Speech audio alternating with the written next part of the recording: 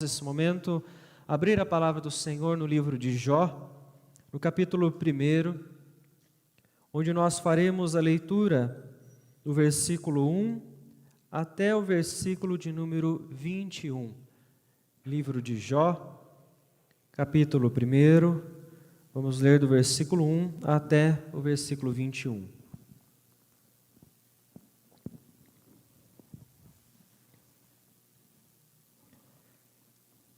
Que diz o seguinte, a palavra do Senhor. Havia um homem na terra de Uz, cujo nome era Jó, homem íntegro e reto, temente a Deus e que se desviava do mal. Nasceram-lhe 7 filhos e 3 filhas.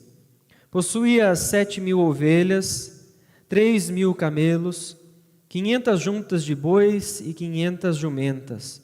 Era também muito numeroso o pessoal ao seu serviço, de maneira que este homem era o maior de todos os do Oriente. Seus filhos iam às casas uns dos outros e faziam banquetes, cada um por sua vez, e mandavam convidar as suas 3 irmãs a comerem e beberem com eles. Decorrido o turno de dias de seus banquetes, chamava Jó a seus filhos e os santificava. Levantava-se de madrugada e oferecia holocaustos, segundo o número de todos eles, pois dizia: talvez tenham pecado os meus filhos e blasfemado contra Deus em seu coração. Assim o fazia Jó continuamente. Num dia em que os filhos de Deus vieram apresentar-se perante o Senhor, veio também Satanás entre eles. Então perguntou o Senhor a Satanás: de onde vens? Satanás respondeu ao Senhor e disse: de rodear a terra e passear por ela. Perguntou ainda o Senhor a Satanás: observaste o meu servo Jó? Porque ninguém há na terra semelhante a ele, homem íntegro e reto, temente a Deus e que se desvia do mal. Então respondeu Satanás ao Senhor: porventura Jó debalde teme a Deus? Acaso não o cercaste com sebe, a ele, a sua casa e a tudo quanto tem? A obra de suas mãos abençoaste, e os seus bens se multiplicaram na terra. Estende, porém, a tua mão e toca-lhe em tudo quanto tem, e verás que não, se não blasfema contra ti na tua face. Disse o Senhor a Satanás: eis que tudo quanto ele tem está em teu poder, somente contra ele não estendas a tua mão. E Satanás saiu da presença do Senhor. Sucedeu um dia em que seus filhos e suas filhas comiam e bebiam vinho na casa do irmão primogênito, que veio um mensageiro a Jó e lhe disse: os bois lavravam e as jumentas paciam junto a eles. De repente, deram sobre eles os sabeus e os levaram, e mataram os servos a fio de espada. Só eu escapei para trazer-te a nova. Falava este ainda quando veio outro e disse: fogo de Deus caiu do céu e queimou as ovelhas e os servos e os consumiu. Só eu escapei para trazer-te a nova. Falava este ainda quando veio outro e disse: dividiram-se os caldeus em 3 bandos, deram sobre os camelos, os levaram e mataram os servos a fio de espada. Só eu escapei para trazer-te a nova. Também este falava ainda quando veio outro e disse: estando teus filhos e tuas filhas comendo e bebendo vinho em casa do irmão primogênito, eis que se levantou grande vento da banda do deserto e deu nos 4 cantos da casa, a qual caiu sobre eles e morreram. Só eu escapei para trazer-te a nova. Então Jó se levantou, rasgou o seu manto, rapou a cabeça e lançou-se em terra e adorou e disse: nu saí do ventre de minha mãe, e nu voltarei. O Senhor o deu e o Senhor o tomou. Bendito seja o nome do Senhor. Em tudo isso, Jó não pecou, nem atribuiu a Deus falta alguma. Vamos orar? Querido Deus, é em nome de Jesus que neste momento nós queremos agradecer ao Senhor. Agradecemos pela oportunidade que nós temos de poder ouvir a Tua palavra, oportunidade que nós temos e privilégio de estarmos na Tua casa neste instante para, a Deus, entender as verdades do Senhor. Peço a Deus em nome de Jesus que o Senhor fale aos nossos corações, que através do Teu Espírito Santo o Senhor nos fortaleça, o Senhor nos conceda a fé, o Senhor nos dê o entendimento da Tua verdade, ó Pai. É no nome de Jesus, ó Pai, que nós oramos e desde já nós agradecemos ao Senhor. Amém, Senhor Deus. Bom, nas últimas quartas-feiras que nós fizemos uma transmissão e uma presencial, nós começamos então a falar sobre o tema da depressão e o agir gracioso de Deus sobre a vida daqueles que sofrem, daqueles que estão passando por grandes tristezas. Na semana passada nós falamos então sobre o semblante descaído de Caim. Não sei quantos tiveram a oportunidade de assistir à transmissão, mas nós vimos então que o que levou Caim a esta atitude diante de Deus foi o seu próprio pecado. Em alguns casos nós percebemos então que a tristeza profunda que cai sobre a vida de algumas pessoas é resultado sim de uma vida de pecado. Que as pessoas muitas vezes vivem a depressão por causa de pecados não confessados e essas pessoas precisam então de restauração. A palavra é muito clara e mostrou isso para nós no exemplo de Caim que nós estudamos na semana passada. Mas nós não podemos dizer que todos os casos então se originam da mesma forma. A depressão ela pode não ter apenas uma causa, mas ser resultado de diversos fatores, de diversas coisas que aconteceram na vida daquela pessoa. E aí então alguns têm uma participação maior, outros têm uma participação menor diante daquele momento que a pessoa está vivendo. Nós falamos aqui, nós podemos encontrar pessoas que são extremamente piedosas em suas práticas devocionais e elas ainda assim estarem vivendo sintomas depressivos, estarem com uma tristeza profunda. O que nós precisamos entender é que, em primeiro lugar, a nossa espiritualidade deve ser tratada. Para então nós concluirmos o que falamos até aqui na primeira quarta-feira que falamos sobre este tema, quando serão necessários as pessoas buscarem a ajuda de um profissional, de um psicólogo, de um terapeuta, ou até mesmo de um psiquiatra em alguns casos, pois esses terão a autoridade para então prescrever alguns remédios para essas pessoas se elas precisarem. Falamos também que há casos de depressão por questões genéticas, nem sempre é por questão de pecado, nem sempre é então porque a pessoa não está cuidando da sua espiritualidade, mas pode ser por questões genéticas ou até mesmo por grandes perdas. Se nós pudéssemos listar quais são as coisas mais preciosas que Deus nos concedeu, o que é que vocês colocariam como primeiro lugar? Seu Paulo, o que é a coisa mais preciosa que Deus concedeu para o senhor? Saúde, excelente. Renata, me ajuda. Coisa mais preciosa que Deus concedeu para você? A oportunidade de viver. Legal. Juliano, me ajuda. O que é a coisa mais importante que existe para você?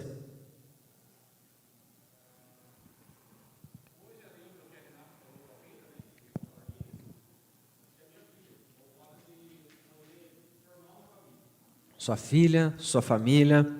Imagina se essas coisas, então, como a palavra ela vai nos ensinar, se nós não tivéssemos recebido essas bênçãos, essas graças do Senhor.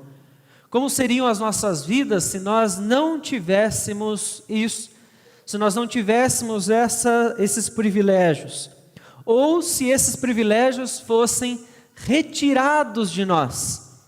Como é que nós reagiríamos se isso acontecesse diante de nós?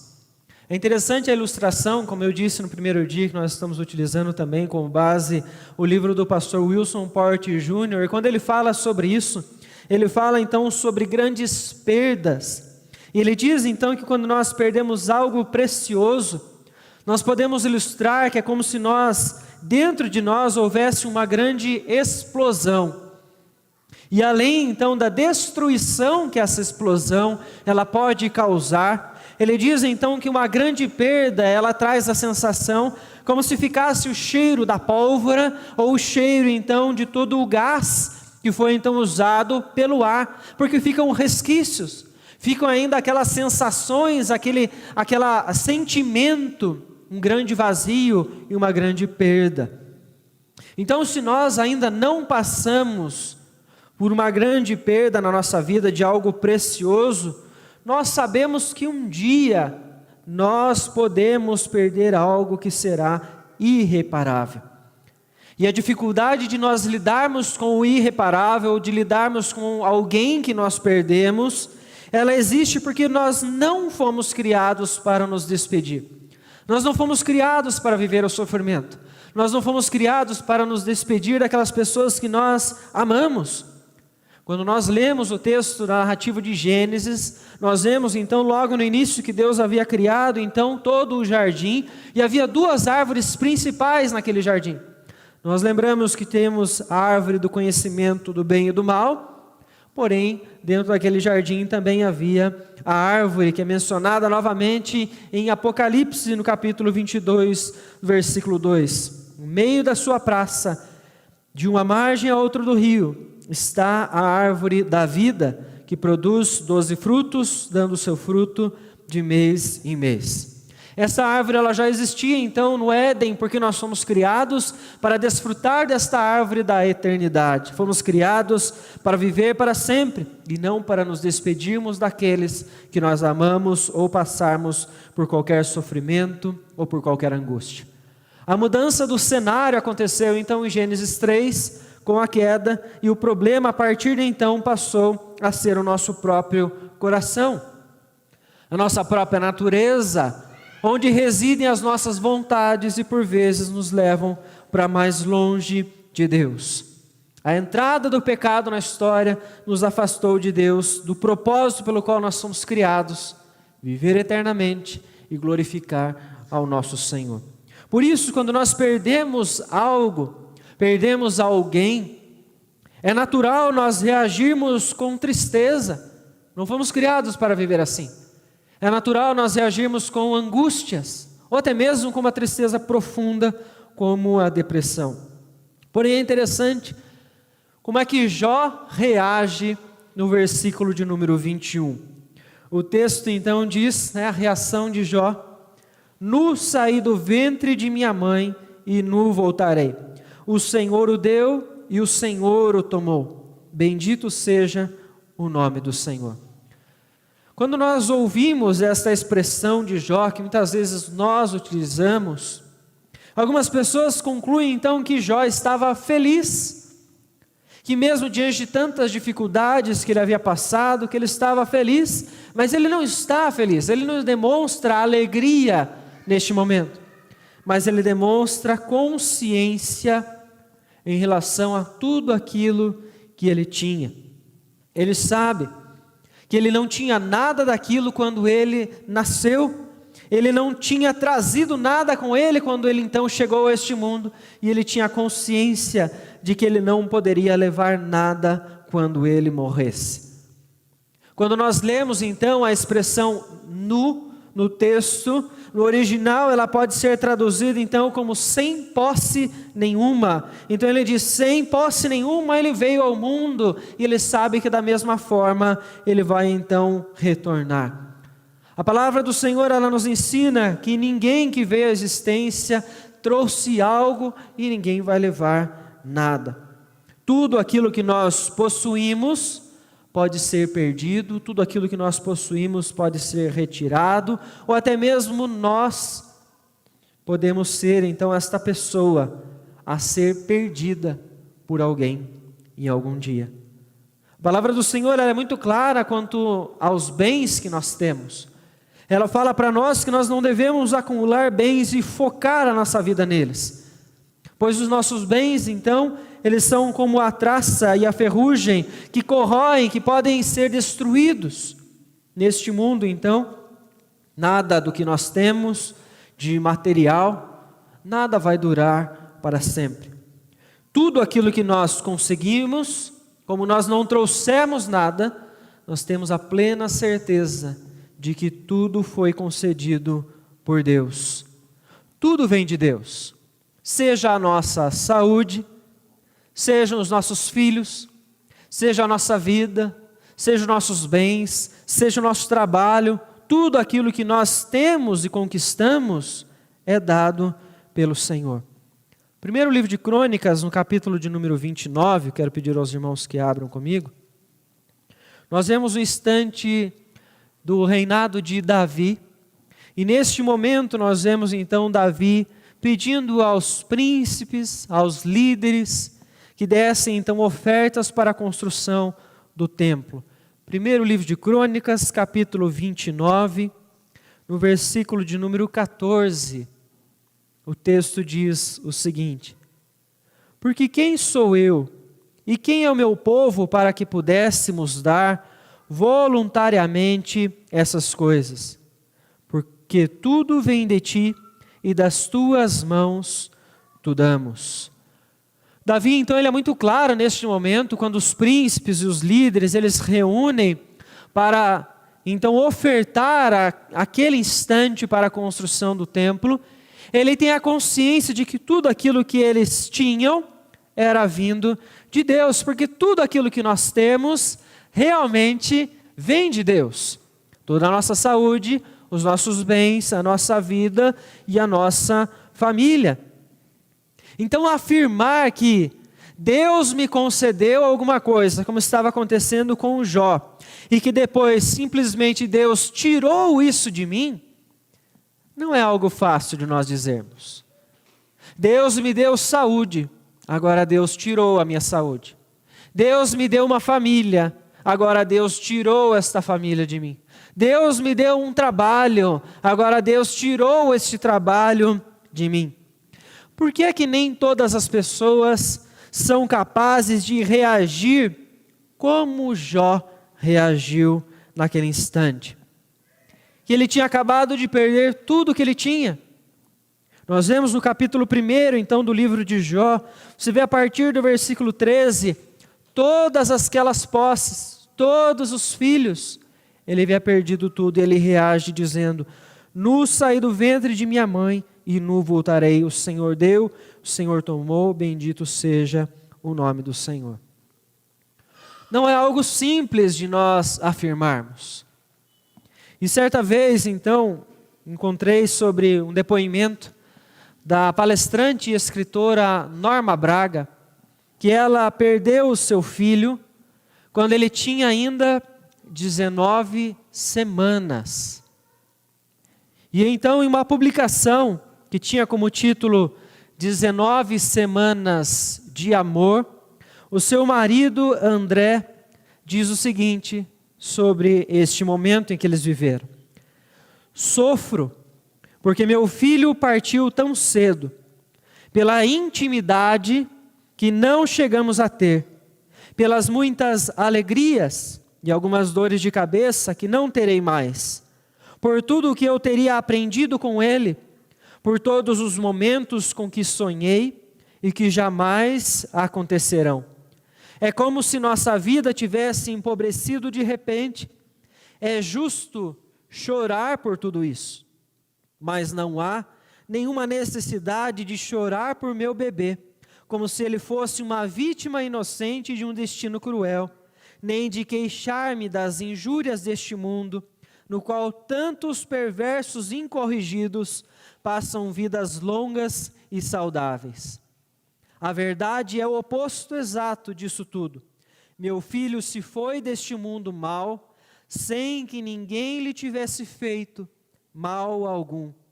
Deus foi maravilhosamente bom para ele. Sua morte foi preciosa aos olhos de meu Senhor, que o alcançou com sua graça salvadora. Todo pai deseja que seu filho seja bem-sucedido, pois o meu foi naquilo que pode haver de mais importante, e isso muito me alegra nesta hora de lágrimas. É um depoimento muito difícil de você ouvir e de você se colocar no lugar desta pessoa, porque existe sofrimento na vida deste pai, mesmo ele sendo um cristão. Ele está triste, ele perdeu um filho com 19 semanas. Um filho que tinha tudo para desfrutar, tudo para aprender, para criar intimidade junto com eles e acrescentar a sua família. Porém, a reação deste homem, deste pai, ela recebe então um toque da graça. E é pela fé que a sua reação, ela é transformada desta maneira tão bela para a glória do Senhor. Mas por causa de grandes perdas, nem todo cristão consegue reagir desta maneira. Nem todo cristão consegue reagir e escrever um texto com tanta clareza e com tanta consciência da soberania de Deus, e alguns acabam entrando em depressão. Alguns acabam sofrendo grandes e profundas tristezas. Quais causas poderiam então levar um cristão ou qualquer pessoa a uma depressão? O que nós podemos perder, que poderíamos colocar então nessa lista, que levaria alguém a uma tristeza profunda? A perda de um ente querido, como nós acabamos de mencionar aqui, de uma criança, de um familiar. Quantas pessoas nesta pandemia já perderam seus parentes, perderam filhos, irmãos, pais, às vezes até famílias inteiras. Isso pode levar alguém a ter um sentimento de tristeza profunda. O que mais que os irmãos poderiam me ajudar a pensar que alguém pode perder e levar essa pessoa à depressão? Além de um ente querido, o que mais? Existe mais alguma coisa que vocês acham? Se alguém perde um emprego, pode fazer com que essa pessoa fique depressiva? Sim, dependendo da circunstância. A pessoa está lá no meio da pandemia, ela tem uma família toda para criar, ela é a única pessoa que está empregada dentro de casa, de repente, a pandemia veio e trouxe dificuldades para a empresa onde ela estava e ela foi mandada embora. Ela não tem de onde tirar recursos.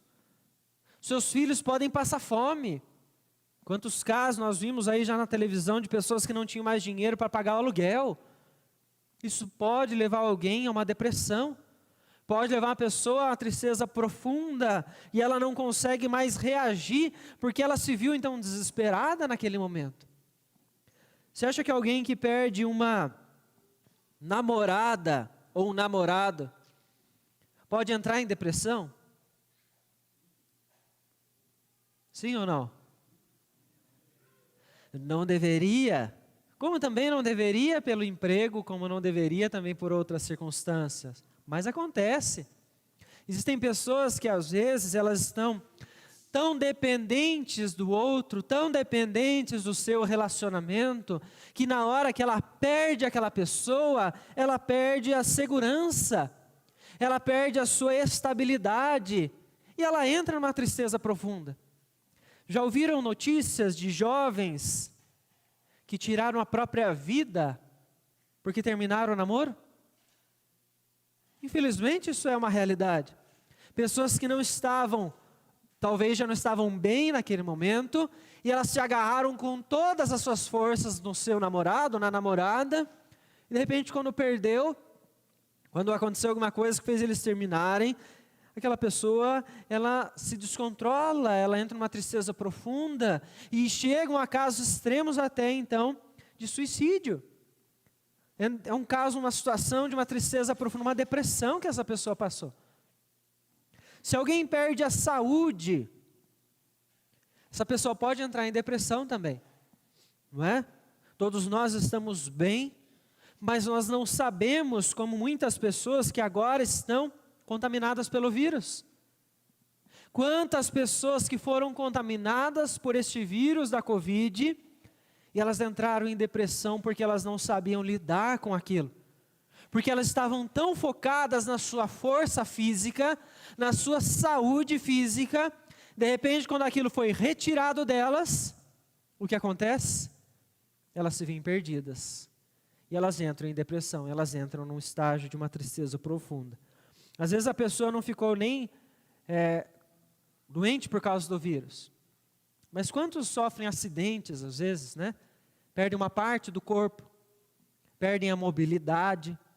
A pessoa muda totalmente a sua rotina e de repente ela não sabe mais como viver. Ela acha que ela sabia, estava tudo tranquilo, ela estava segura naquela circunstância e ela não está mais.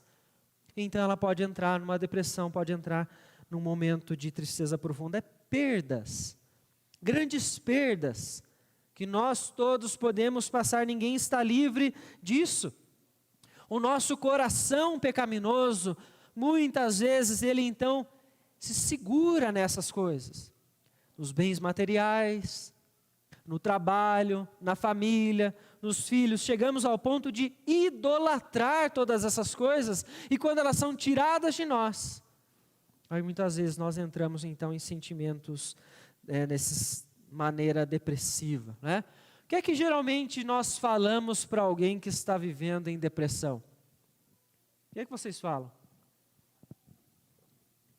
Vocês já conheceram alguém que passou por depressão? O que é que as pessoas geralmente falam para essas pessoas? Vocês acham que elas incentivam mais ou que elas julgam mais? O que vocês acham? O que o senhor acha, seu Ângelo? Julga mais? Oi? O senhor acha que as pessoas julgam mais quem está em depressão ou elas ajudam mais aconselhando? Ajudam? E o senhor, seu Paulo? Ajuda aconselhando. Gé, o que você acha? Oi? Julgam? Tenta ajudar, né? Sim. Juliano, o que você acha?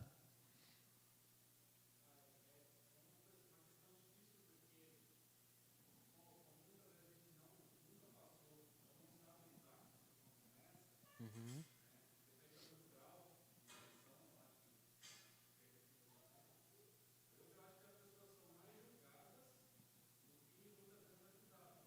Uhum.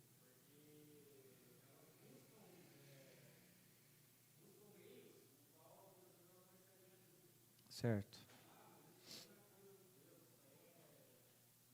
Uhum. Sim. Então nós precisamos pensar nessas questões, né? Porque nós podemos...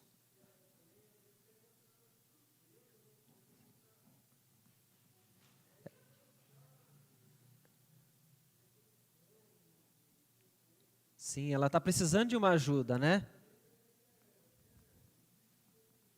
Às vezes a gente não sabe como lidar porque nunca conviveu com alguém assim, né?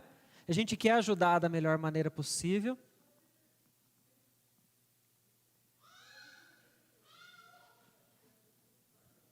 Sim, é o nosso desejo que a pessoa melhore. Mas muitos, quando olham para quem está passando por depressão, por qualquer perda, vamos usar esse tema, elas acabam julgando.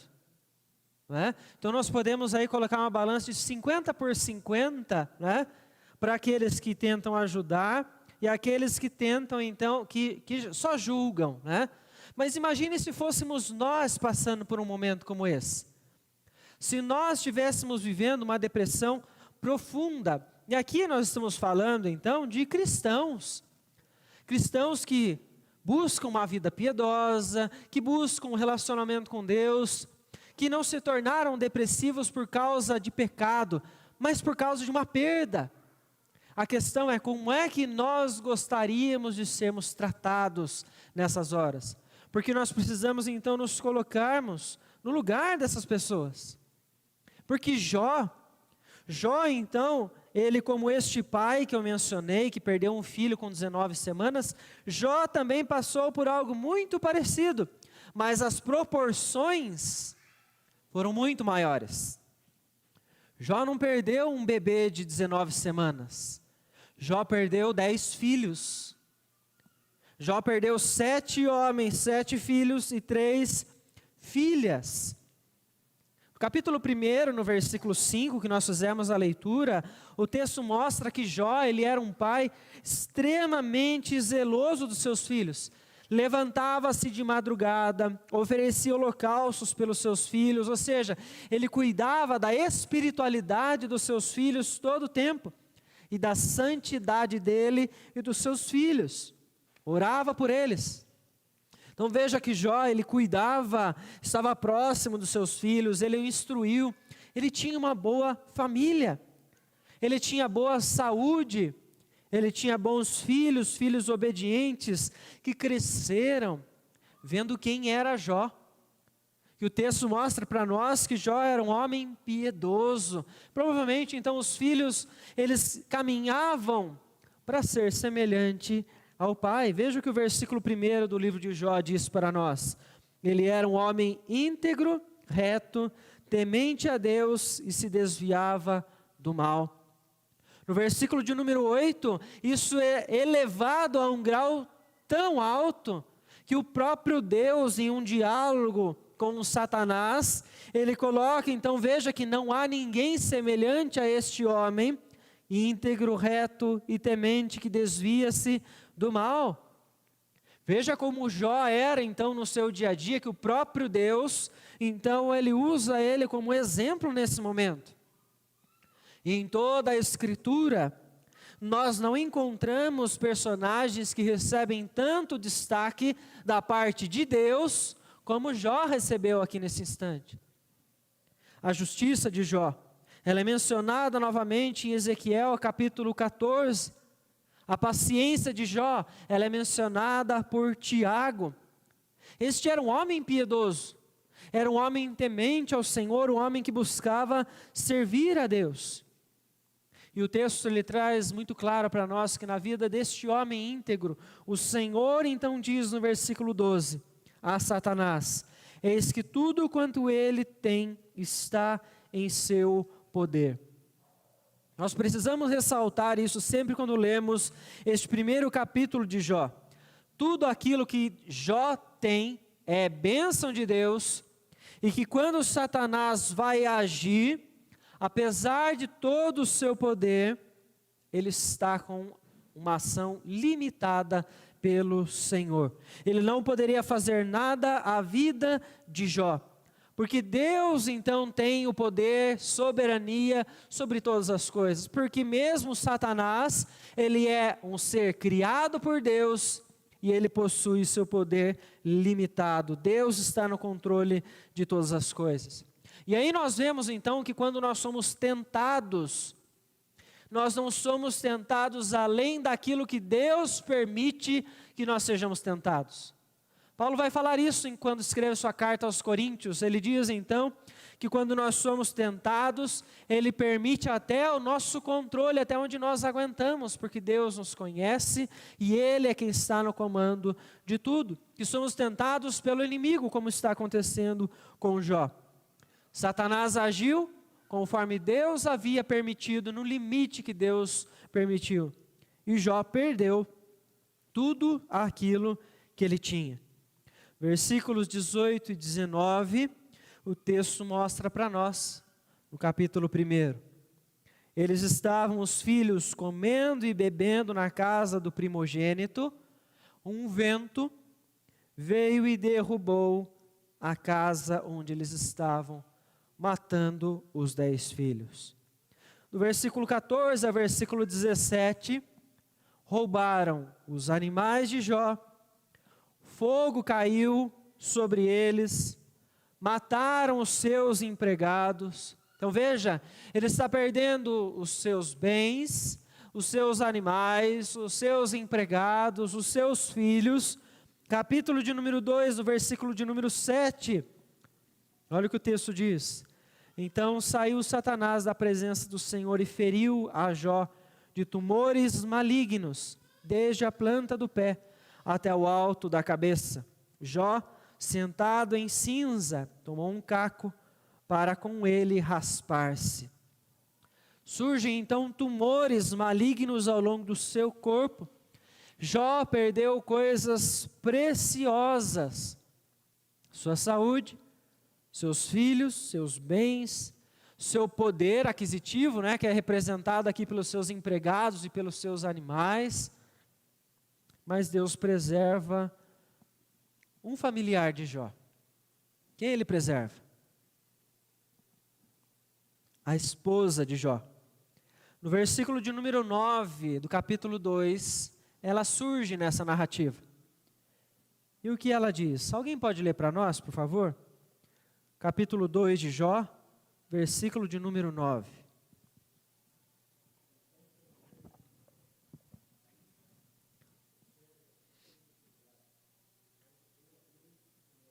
Olha só que interessante. Então, Deus preservou apenas a mulher de Jó. E ela incentiva Jó a murmurar e a amaldiçoar a Deus. Vocês acham que essa mulher ela era temente ao Senhor? Quem acha que ela era, levante a mão. Quem acha que ela não teme a Deus, levante a mão. Não teme a Deus? É interessante nós pensarmos nisso, porque a mulher de Jó, já usamos aqui em alguns momentos para falar sobre família, e nós sempre então falamos sobre a postura errada desta esposa, né? Porque ela está incentivando sim Jó a murmurar e a amaldiçoar ao seu Deus, ao Deus que cuidou, estava abençoando eles até este momento. Mas eu acho interessante uma reflexão que o pastor Wilson Porte Jr. ele faz no seu livro, quando ele então nos leva a olhar esta mulher em um outro ponto de vista. Porque nós somos sempre prontos a criticar esta mulher, porque nós nos colocamos fora do contexto em que ela está vivendo e apenas friamente nós analisamos o que ela fez e o que ela fez realmente está errado. Mas nós esquecemos quem é esta mulher. Nós nos esquecemos que ela é a mãe e que esta mulher acabou de perder 10 filhos. E que ela, assim como Jó, ela está também com seu coração despedaçado. E ela está somente reagindo. Ela está reagindo naquele momento por causa de toda a sua perda. Ela está vendo o seu marido que agora está doente, ela soube que eles perderam todas as riquezas, todos os empregados, ela perdeu seus 10 filhos de uma só vez, e ela está reagindo. Talvez ela estivesse reagindo da mesma maneira como nós, se estivéssemos no lugar desta mulher. Se nós perdêssemos 10 filhos, todos os bens, a saúde do nosso doente mais querido nosso, que ainda está vivo, que no caso dela era o marido, talvez nós reagíssemos da mesma maneira e começássemos a murmurar. Então eu não posso dizer de primeira que esta mulher, ela não teme a Deus, eu não tenho como afirmar com clareza, eu tenho como afirmar que ela errou, que ela fez algo que Deus não se agrada, porque ela está incentivando o seu marido a amaldiçoar o próprio Deus que estava cuidando deles naquele momento.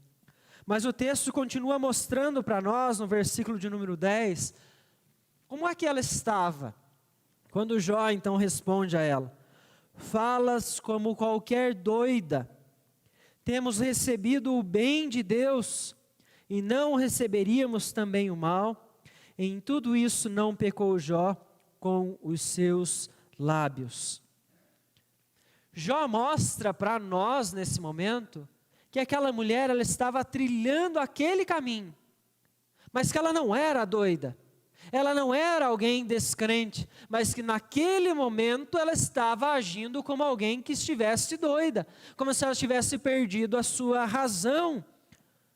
Então, se o coração daquela mulher estivesse preso nas suas posses, se ela era alguém que estava idolatrando os seus filhos, idolatrando os seus bens, idolatrando a saúde do seu marido, na hora que aquilo foi tirado, então ela desmoronou. E ela então percebeu que ela não tinha fé realmente em quem ela deveria depositar fé. Mas nós não podemos dizer isso com toda certeza, porque o texto não diz para nós exatamente o que é que está acontecendo no coração dela. Talvez ela, como a maior parte das pessoas, quando perde algo muito precioso, ou quando perde alguém muito querido, ela está tentando achar um culpado. Ela está tentando encontrar uma justificativa pelo que está acontecendo. Ela perdeu os seus filhos. Quem ela está tentando culpar? A Deus. Ela está tentando justificar toda a tragédia que está acontecendo na vida dela, olhando para o seu marido que ainda está louvando ao Senhor, e ela está tentando achar um culpado. Ela diz: deve ser Deus o culpado por toda essa tragédia que nós estamos passando. Talvez pela sua dor, pela tristeza tão grande que o seu coração está passando, ela não está pensando direito nas palavras que ela está falando, apesar de ela estar falhando, apesar de ela estar pecando, mas ela não está com as condições de examinar com clareza como Jó está tendo. Ela está vivendo um outro momento, porque quando nós perdemos alguma coisa, nós reagimos de um jeito. Quando outras pessoas perdem, às vezes a mesma coisa, elas nem sempre vão reagir da mesma maneira como nós. Quantas pessoas já perderam a saúde e elas se desequilibraram? Elas perderam a noção. Elas entraram em depressão. E às vezes nós perdemos a saúde também, em alguns momentos até de maneira grave. E nós não nos perdemos como essas pessoas. E nós estamos comparando pessoas que têm fé com pessoas que têm fé. E nem sempre elas vão reagir da mesma forma. Então nós precisamos lembrar exatamente isso, que pessoas reagem de formas diferentes aos problemas que estão passando iguais. A pandemia levou muitos entes queridos de muitas pessoas. E nem todas as pessoas reagiram da mesma forma. Algumas retiraram uma força que ao olhar para ela você fala assim: como é que ela ainda está de pé? Ela perdeu todos os familiares. E outras que perderam apenas um familiar entraram em uma depressão profunda. Reagem de maneiras diferentes. Há algum erro nisso? Não. São humanos. Sofrem. Porque não foram criados para perder alguém. Não foram criados para sofrer as angústias que o pecado trouxe para toda a nossa história. Mas cada um vai reagir de um jeito. Cada um vai lidar com o luto de uma maneira, em um tempo diferente. Algumas pessoas vivem o luto por 5 meses e passou. Ela supera. Ela lida com a sua vida e continua a trabalhar, continua a fazer tudo normalmente. Outras pessoas não. Outras pessoas vão carregar o luto por anos e elas vão digerir aquilo numa velocidade mais devagar. Porque ela perdeu também o ente querido, mas ela é diferente.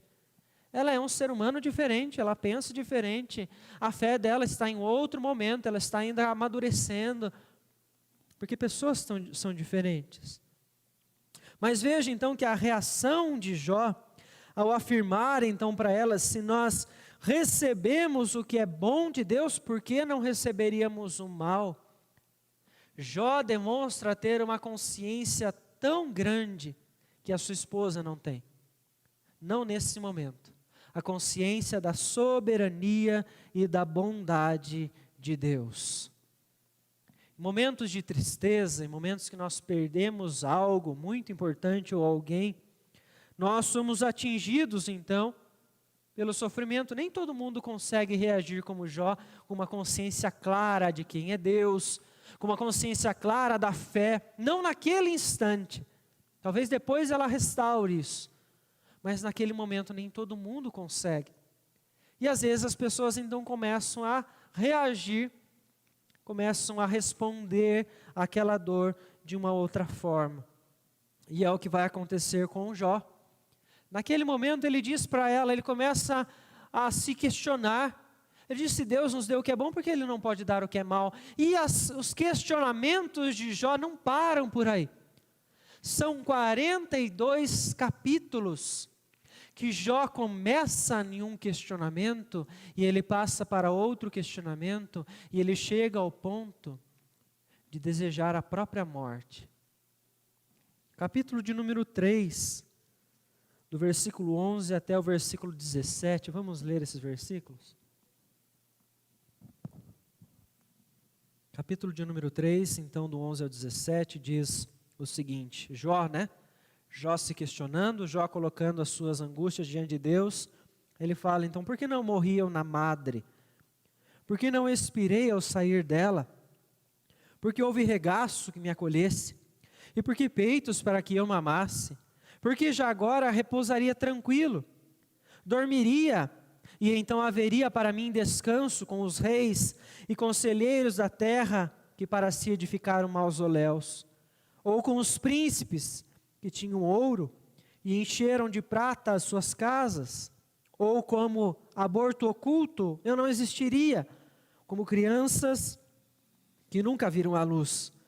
Ali os maus cessam de perturbar e ali repousam os cansados. O que é que Jó está dizendo nesse momento? Ele está se questionando. Ele está como se nesse momento a consciência de tudo aquilo que ele perdeu viesse com mais força diante dele. E ele fala, por que eu não morri? Por que eu estou vivo aqui? O desejo de Jó neste momento, diante de tanta angústia e tanto sofrimento, é até mesmo pela própria morte. Quantas pessoas que passam por grandes perdas e entram num sentimento tão triste, tão difícil de se lidar, que acabam desejando a própria morte. E como é que nós podemos encontrar a graça de Deus em meio à história de alguém que está desejando a própria morte? Como é que nós podemos encontrar a graça de Deus na história de alguém que perdeu tantas coisas? Qual é o caminho que as pessoas precisam trilhar para sobreviver em meio à perda, em meio à grande dor? Muitas pessoas podem encontrar dificuldade para responder isso, principalmente aquelas que estão passando pelo luto, passando pela perda, aquelas que estão vivendo um momento de depressão profunda. Mas a maior parte das pessoas tem dificuldade porque elas não têm a consciência que Jó tinham da soberania de Deus sobre as suas histórias.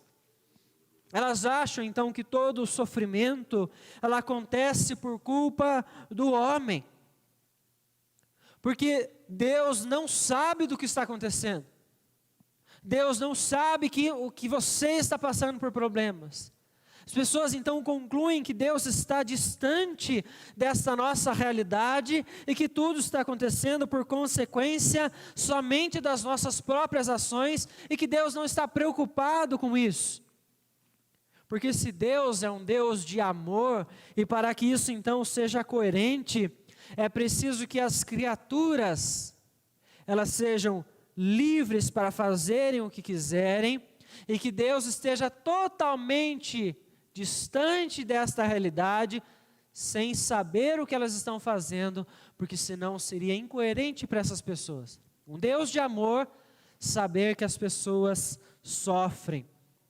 Como é que um Deus que ama tanto, um Deus que é justo, sabe de todos os desastres que estão acontecendo? Como é que este Deus Todo-Poderoso sabe desta pandemia que está acontecendo há mais de um ano e que tem tirado tantas vidas? Por que é que Ele não evita os desastres? As pessoas então elas não entendem a soberania de Deus, o cuidado de Deus sobre toda a história. E elas esquecem então que a culpa, nós temos que lembrar de todo o nosso problema, de todo o problema que existe, de todo o sofrimento, é da existência do pecado. E que nós sofremos consequências no nosso dia a dia por conta do pecado, do coração pecaminoso, da nossa natureza que é falha.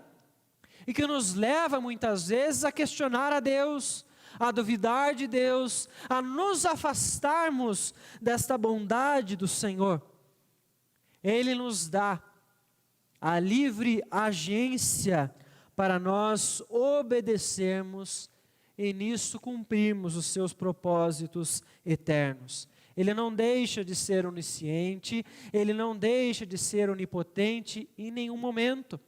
Ele sabe de todas as coisas e Ele tem poder para resolver todas as coisas. E Ele tem um plano de redenção para todos nós. Porém, esses vão viver somente se depositarem fé no Senhor. Então, como é que as pessoas podem tratar a dor da perda? O que é que Jó fez? Jó continua se questionando. Ao longo dos capítulos, ele continua então conversando com Deus em vários momentos. Vocês acham que quando nós questionamos alguma coisa diante de Deus, ela sempre vai trazer paz para nós? Ou alguém que fica se questionando pode sofrer ainda mais? O que vocês acham? Alguém que fica se perguntando todos os dias, até os últimos dias da sua vida, por que é que eu perdi fulano de tal na pandemia?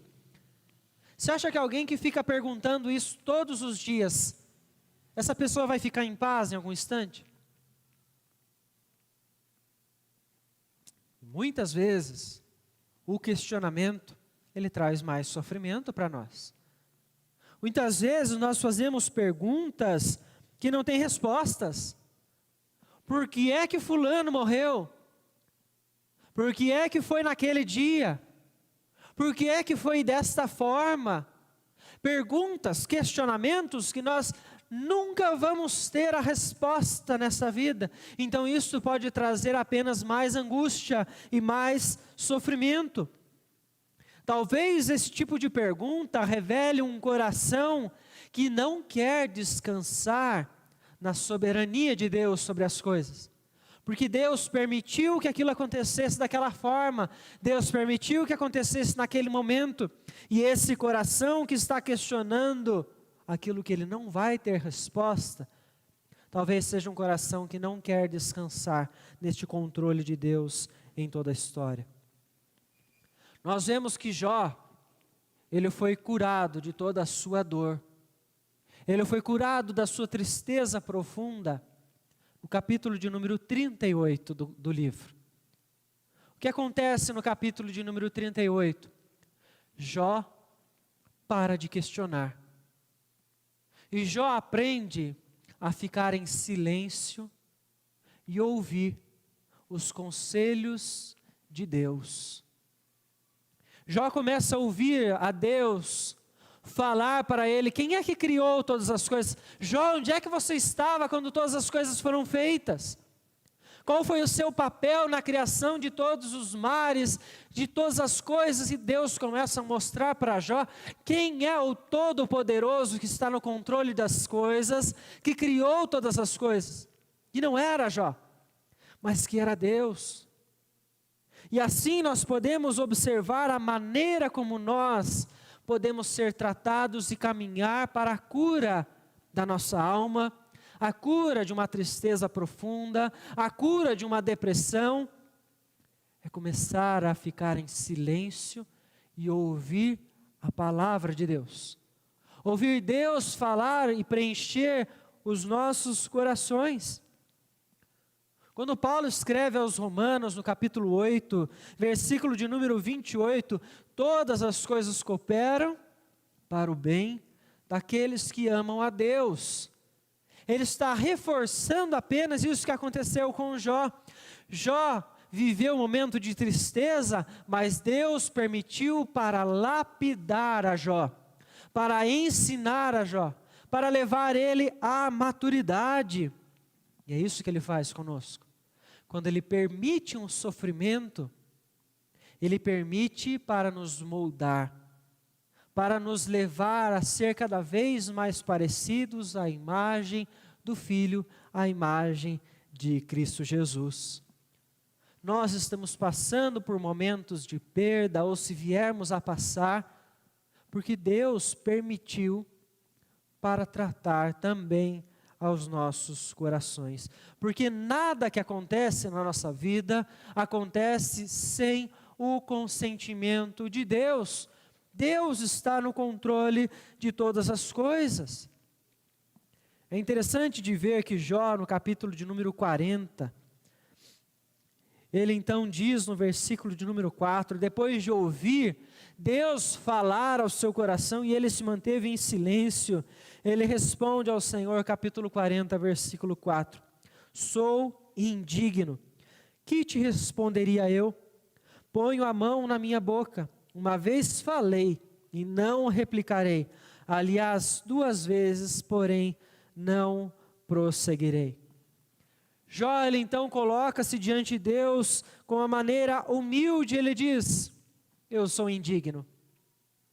Eu não tenho que ficar replicando diante do Senhor. É o Senhor então que tem para me ensinar e me fortalecer neste momento.